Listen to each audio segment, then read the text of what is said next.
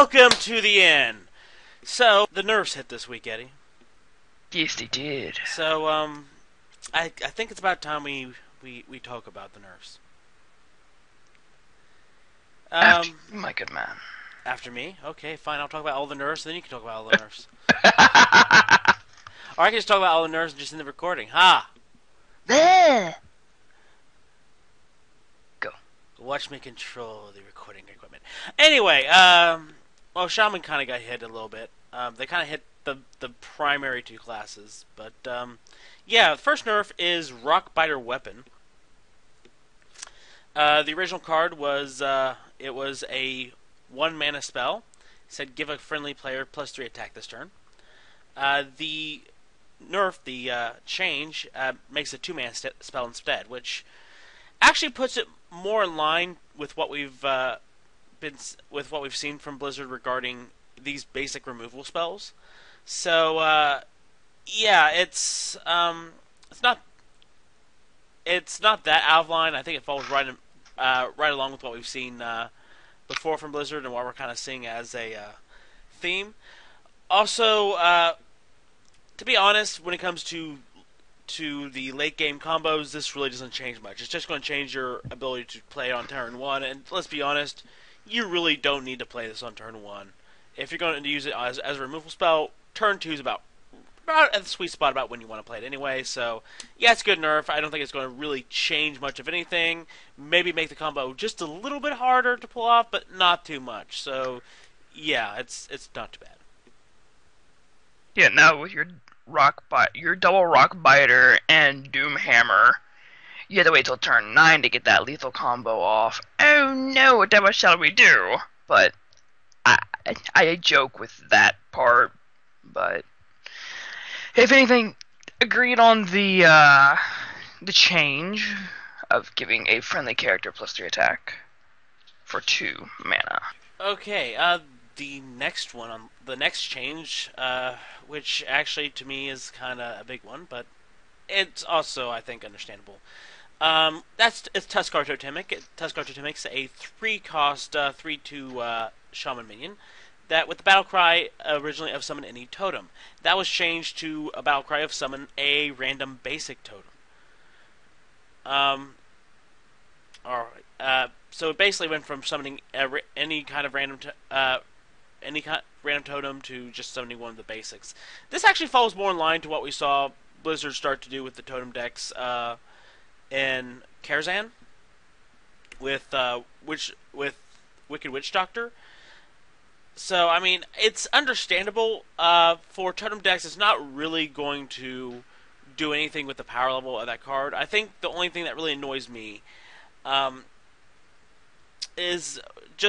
down to basically why I think this card came up from Nerfs. I think Blizzard did see that pretty much too many shamans were running it, which, okay, yeah, I agree, something needs to be done there. But I kind of see, and maybe this is just me being influenced by having seen the response to this card before, I saw this as the rallying point of the Hearthstone whiners. The ones who can't play well complain about this card, essentially. Basically, I understand that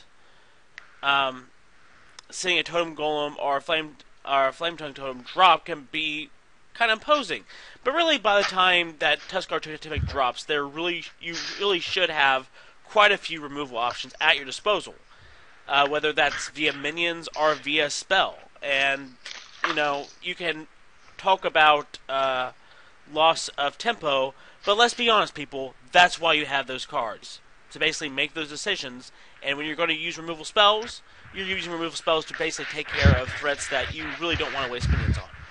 So basically, yeah, the whole point of tempo play is basically using the resources at your disposal to get rid of something threatening. So I think that argument falls flat. Also, another argument that falls flat, Blizzard talks about later on in their report about why they decided not to nerf certain cards. Like, they talked about why they decided not to nerf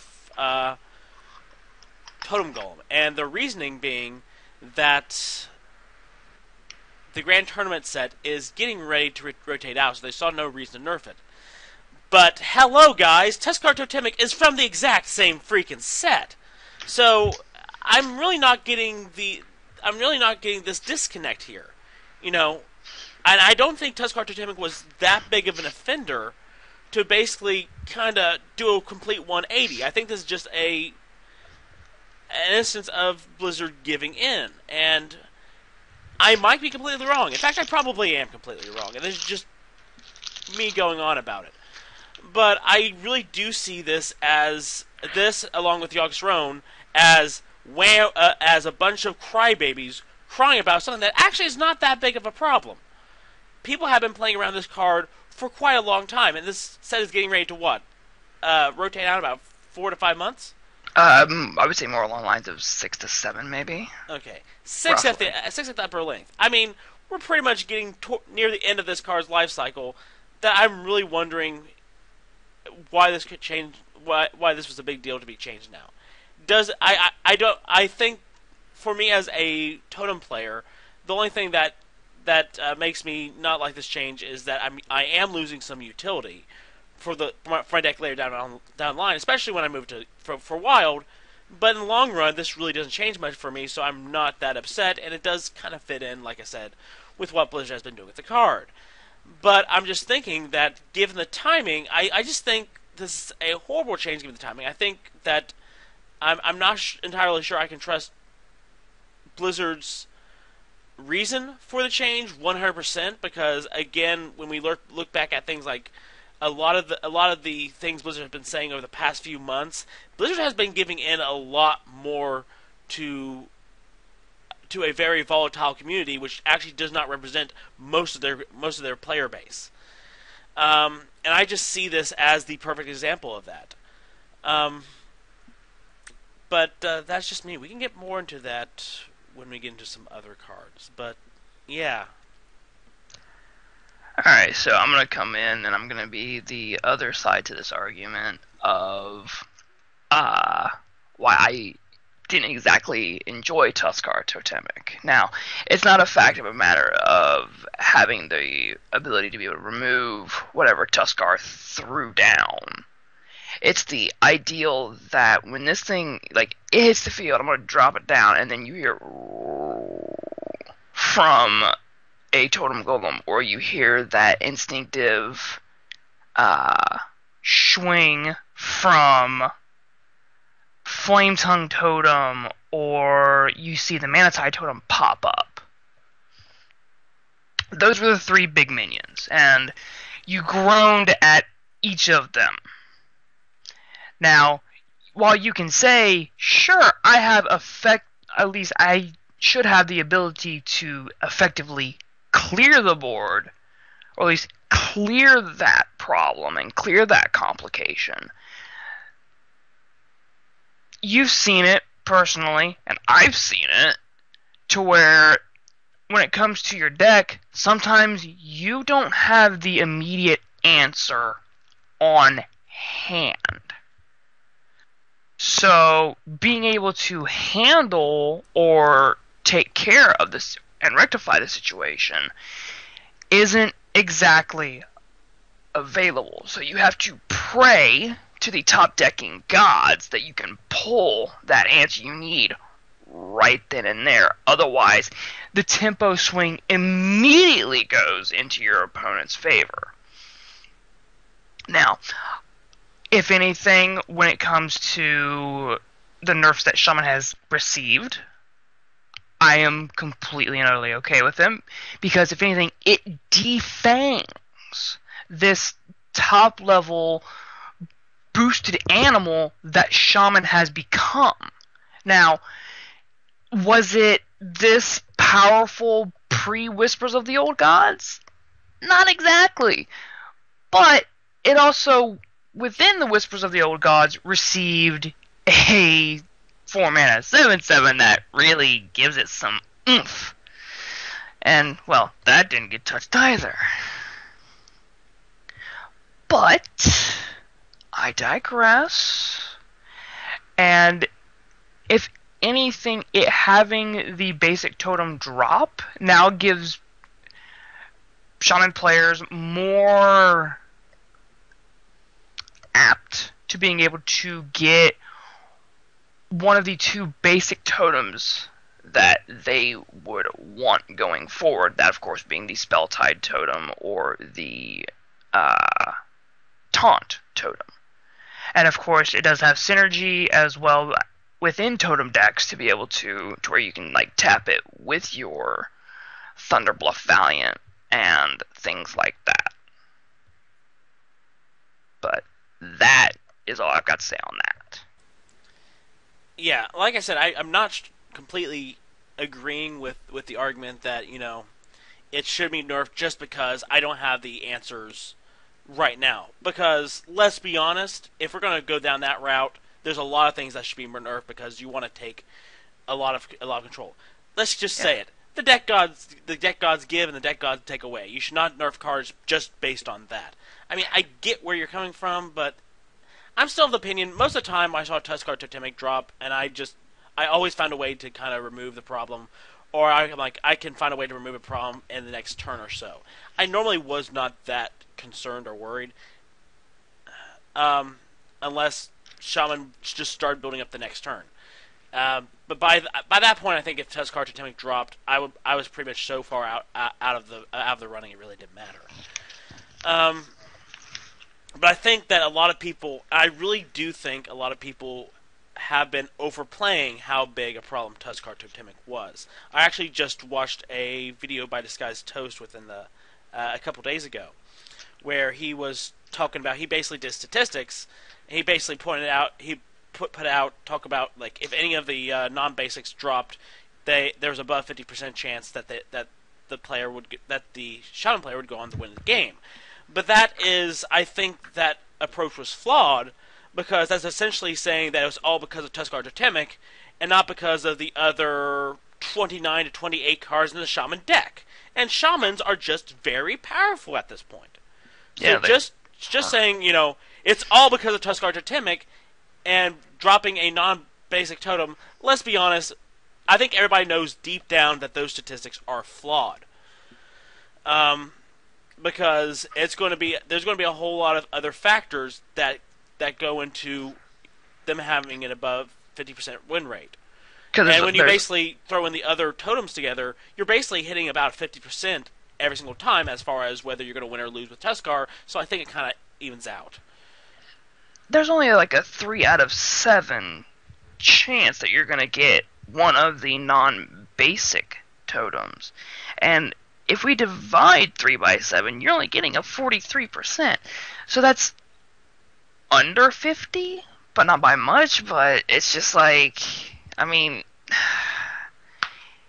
it's one of those things where it's like, really, it's a 1 in 7 outright of getting a totem, excuse me, you're getting a guaranteed totem out of Tuskarr. You're looking for, realistically, 1, or at least 3 of 7 if you're looking for the non-basics. Including the basics, what you're really looking for is you're looking for 5 out of 7. Because you want the taunt and you want the spell damage.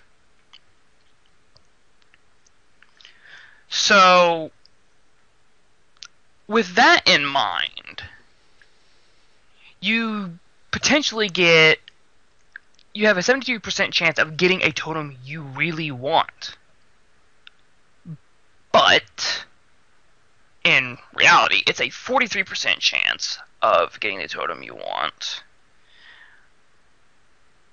out of a 1 in 7 chance. So it's just like, And I mean, like I said, don't get me wrong. When you drop him and you get a 3-mana 3/6, or a 3-mana 6/6, or the 3-mana dropping in the Flame Tongue of being able to work, depending on where you drop it, you're increasing True Creature's attack by 2, including the creature that came down, giving your Tuskarr or not giving the Tuskarr, but giving the board presence of +3 health, you're still having to deal with it in some way. So, it happens, and just we could circle the drain on this all day and keep going on and just talking about Tuskarr and everything else. We really could. Yeah. Basically, my whole point is not that I don't think the nerfs is justified, because I think it actually does fit in with what Blizzard has been doing with their Totem Synergy cards. It actually fits in a lot better now. But at the same time, I do want to note the loss of utility, and that can be given back with just something as simple as some sort of discover card in the next one. Just discover a totem. But pretty much to basically give totem decks a little bit more utility to find answers. They're losing that with Tuskarr. I do like that it's going to be something more akin for that. Mainly only specialty decks are going to use it. Probably what it should have been in the first place. And I don't doubt Blizzard when they say way too many decks are using it. What I do doubt is that I do think that the problem with this card has been vastly over exaggerated, and we're going to be getting back to that with another card later on down the line. I think basically a lot of people basically had just certain problems with just Shaman as a class in general, and then just zeroed in on this card. And basically, again, this is a Whispers of the Old Gods thing. They zeroed in on this card, and I think they vastly over-exaggerated this card being problematic. And I think that's basically what happened. I think that's just what happened. Shaman basically became big. They saw the utility in this card, and instead of looking at just the general problem, which is just the fact that Shaman in general has a lot of good cards, they zeroed in on this one card. But is it a good change? Yeah, I do think it's a good change overall. Do I necessarily like the change?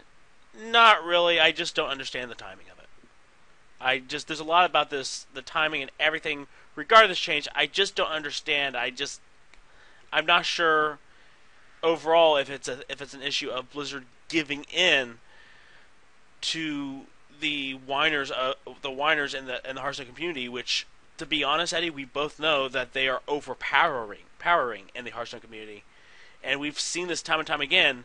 Blizzard gives in, whether it's verbally or in a case like this, and I'm not sure that's good overall for the health of the game. When a community gets vocal about something, they can tend to sway and swing a developer in a company.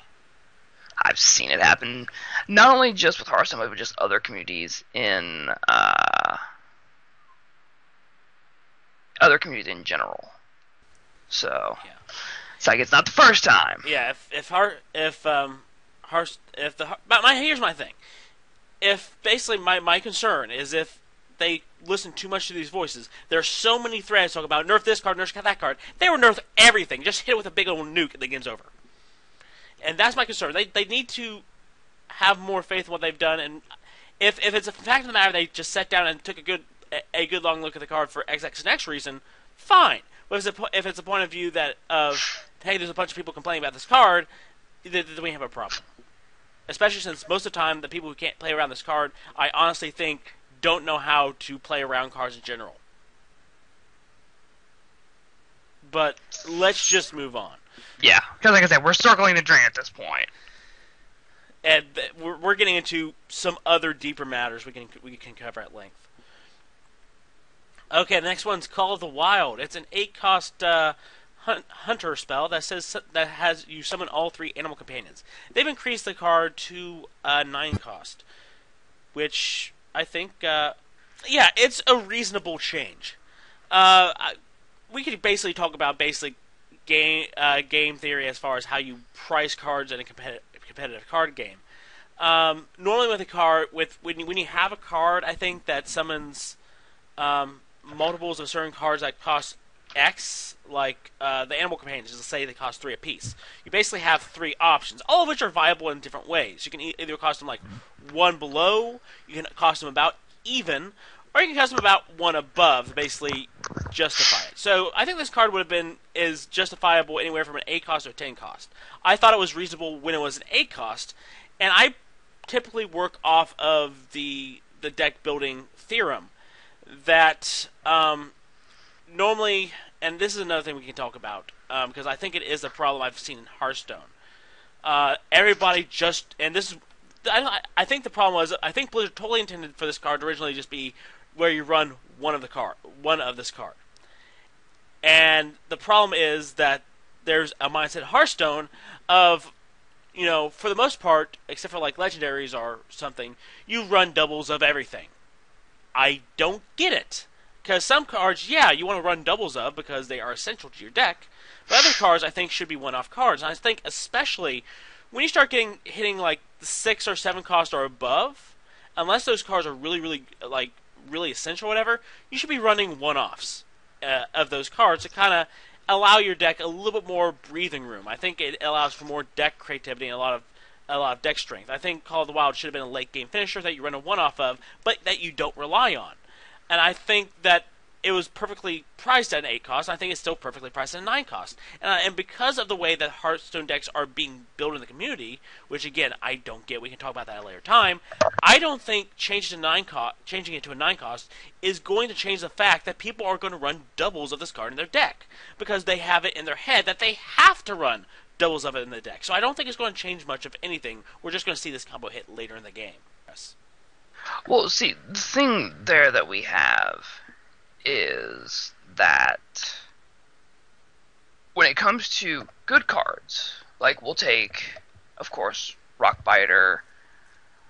We'll take also another card we're going to discuss with Execute, as well as things like Sludge Belcher from the past, and trying to think right off the top of my head, the Force of Nature combo before it was nerfed / hit. People are going to want to run those particular combos or run those particular cards because they are good and they work really well and are late game finishers in a sense for a game. So you take something like Call of the Wild, which was originally, of course, the 8 cost, to where you could play it on turn 10 and also use your hero power to be able to, depending on board state, get 7 free damage, while also being able to protect yourself. Now, if you've already burned up resources to be able to get rid of your opponent's side of the field, then, well, you've really got no response to Call of the Wild. Now, that's not to say that you wouldn't have those, but with this being a 9 cost now, it's now a bit more reasonable to manage because it's no longer the free 7 damage to face, in a sense. It's more or less, okay, I'm going to play this on turn 9. I'm not going to be able to tap to get that hero power off, and I can just go and keep still fighting for the end game. I'm seeing this as more of a mid-range card rather than the something like a super aggro card to be played now. So, but that's me. Yeah, it's a late game card that I think was always intended to be to have players just include like one of their deck because it's too risky to otherwise. Because basically, good deck building strategy tells you that for high cost cards, you really don't want to include two in your deck. But I don't think it's going to stop players from including two in their deck because essentially that is not what the current Hearthstone deck building meta tells players. I think at one point it did tell players that, but for some reason it's changed. For some reason it's vastly different than any other card game, and I don't think it's going to stop players from including two of this in their deck if they include it, instead of just including one of it just to kind of include an extra bit of synergy or damage. So, is it a good change? Yeah, it's a reasonable change. It's still right within that nexus of what is reasonable.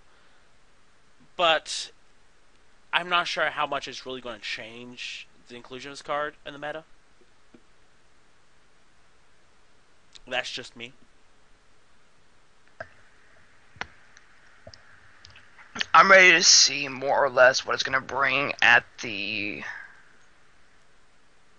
last call tournament, which will be happening more towards the end of this week.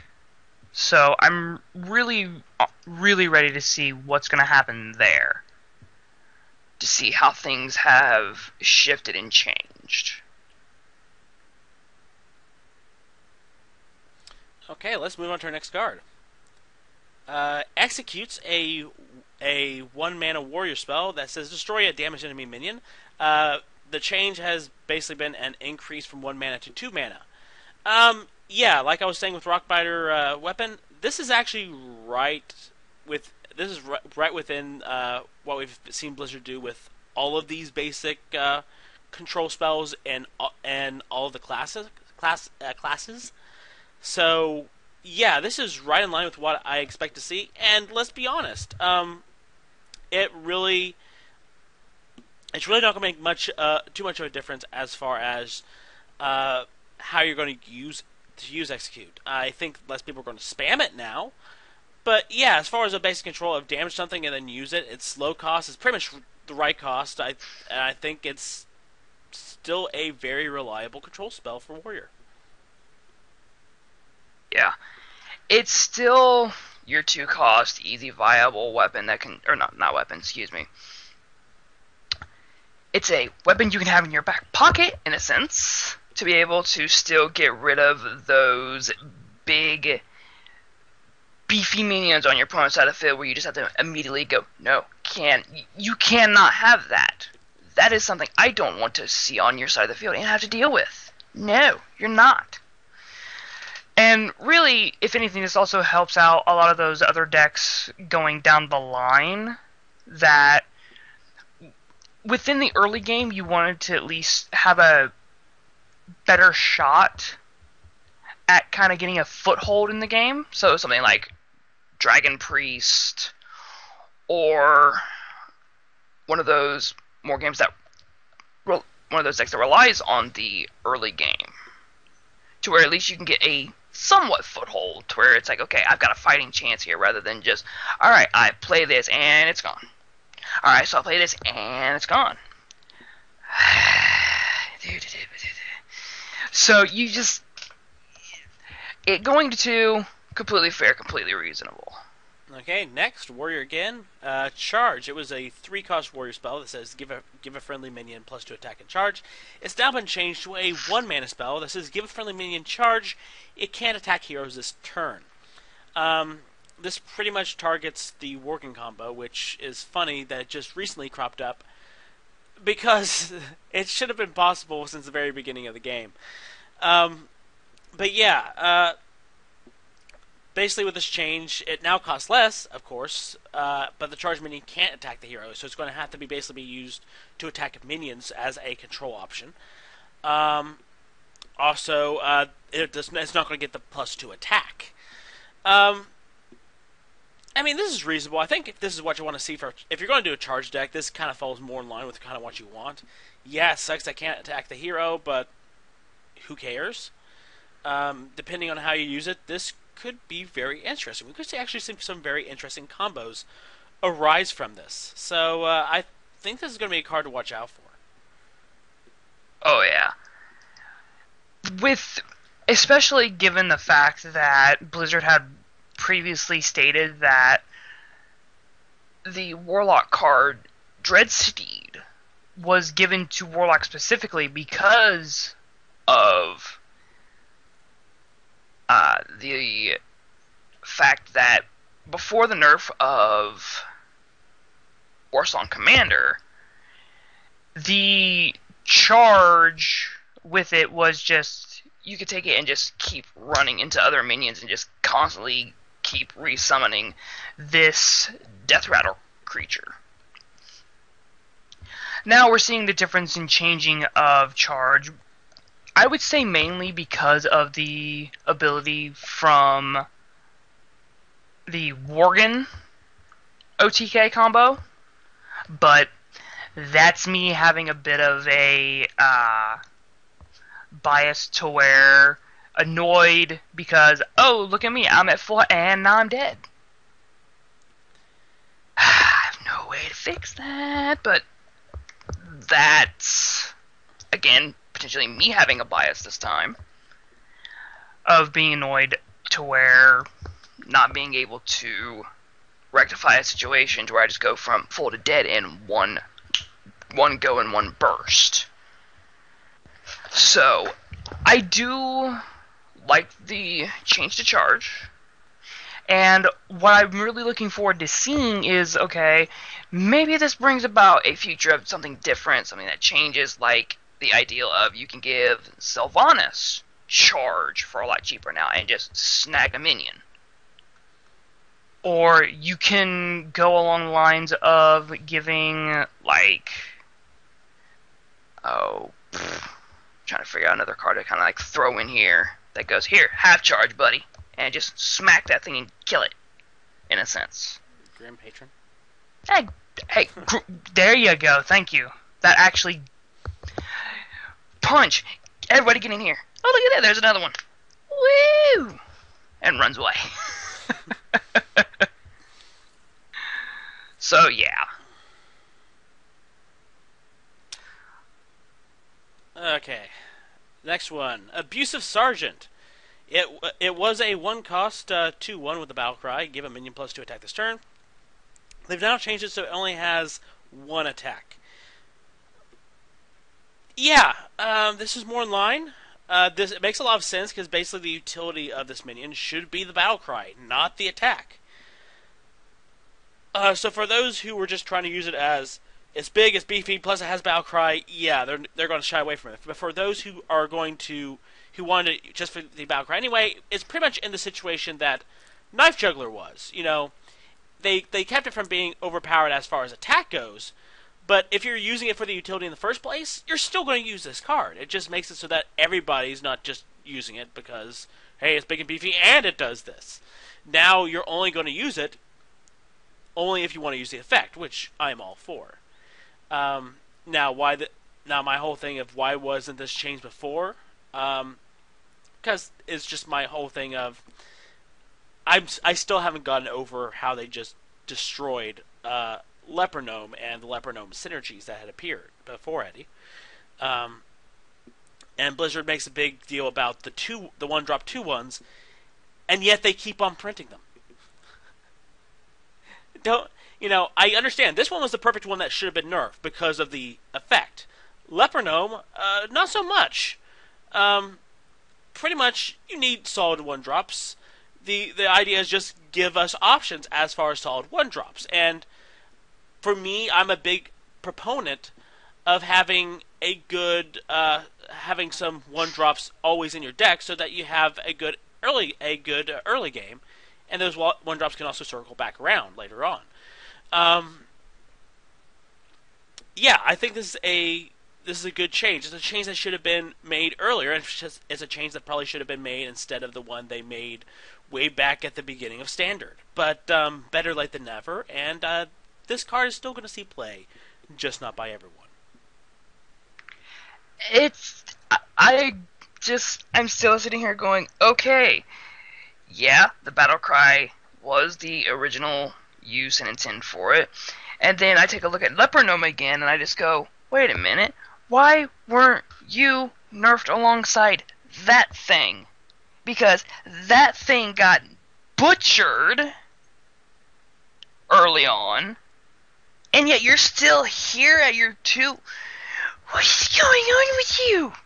Yeah, you've got a really good battle cry, and the fact that you can just do what you do, you boosted animal. My God, stop it! Yeah, you get you avoid getting nerfed while Leper Gnome gets nerfed, and then my Mech Engineer starts crying. Yeah, screw you. Yeah. I can never run Mech Engineer Thermoplug again. Mech Engineer Thermoplug's in wild. No. Oh boy, I love picking on y'all for that one. Yeah.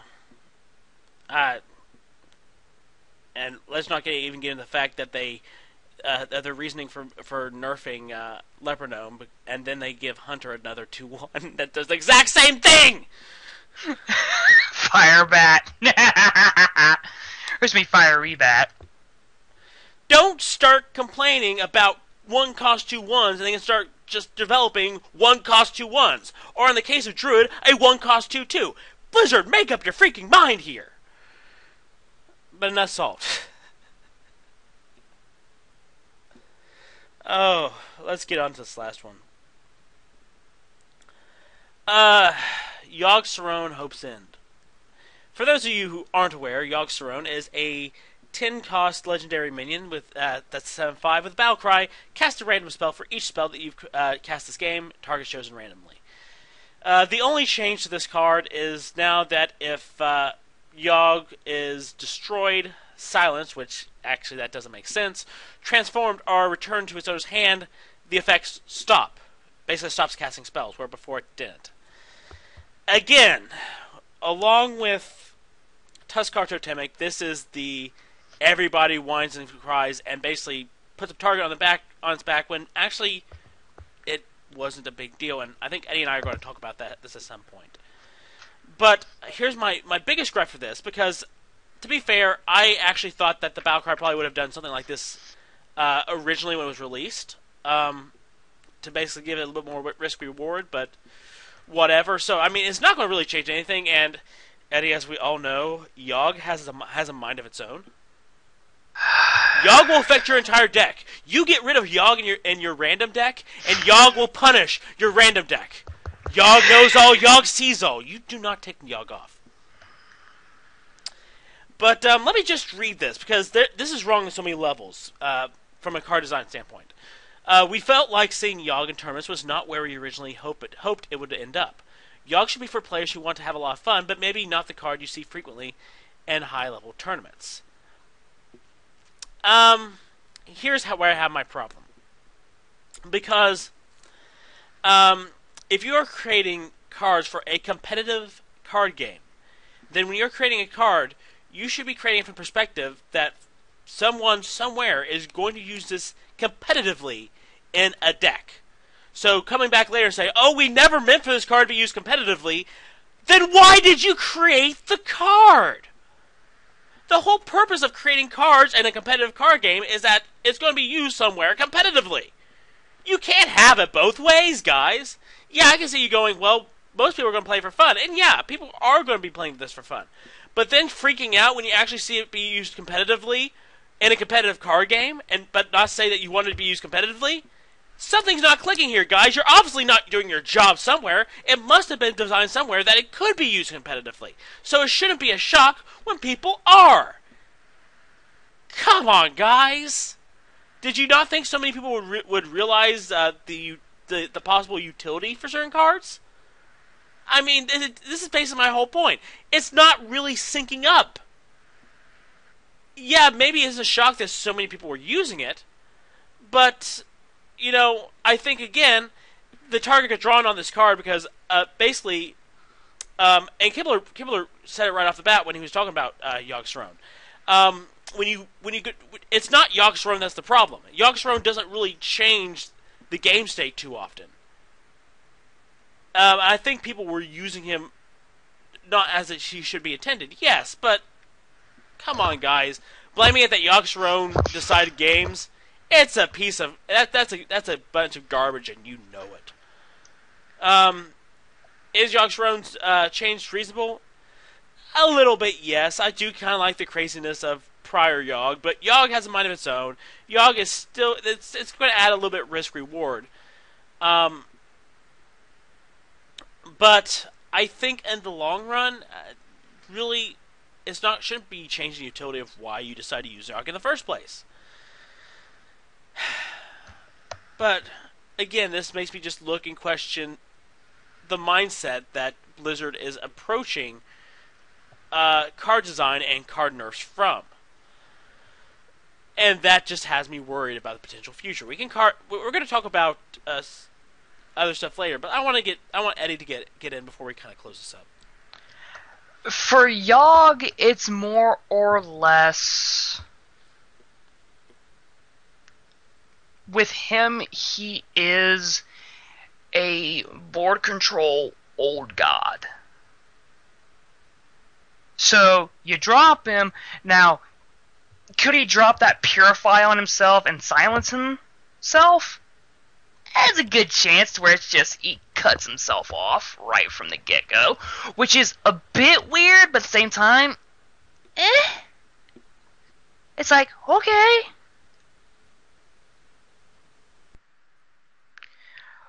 But with him, he's just more along the lines of the long game of I can play a lot of these spells and then drop, and then let's see if he helps me control the board state more. So it's play, drop. While I can see them wanting to defang him in the ideal of the competitive aspect of things, I really don't think it's going to deter. Yeah, I know. I don't think it's going to deter him from being played very much in competitive. Because he's still that card that can still be a response. Now, are you risking it by playing him? Yes. But it's more or less, if you're on the back foot and you're playing him, you could still be on the receiving end of that back foot. So, really, he's just now more or less a card of, I need to wipe this field. I pray you wipe the field for me. Or at least do something to help me out in this long run. And so you're still bowing before the god of death and praying for an answer. So, good luck, have fun. Yep.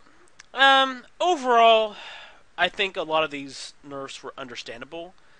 Some of them I'm not totally on board with, just because I'm not sure exactly where Blizzard was coming from them. And if it's from good intentions, then great. But if it was a result of them listening to the vocal minority that is actually always complaining about cards, this is not going to stop anything. And I think if that's the case, this is not good. It could signal some bad things later on. I think there are some things that Eddie and I think we want to talk about nerfs as far as the how nerfs affect the health of the game. But I think that should be left for next time. For now, any other last thoughts you have on this, Eddie? And that's all I got to say about that. Exactly. So we're gonna go play our Yoggs and laugh at the haters, and we will see you next time when we're gonna talk about card nerfs. So Yay! hope you guys come back. See you then. Bye.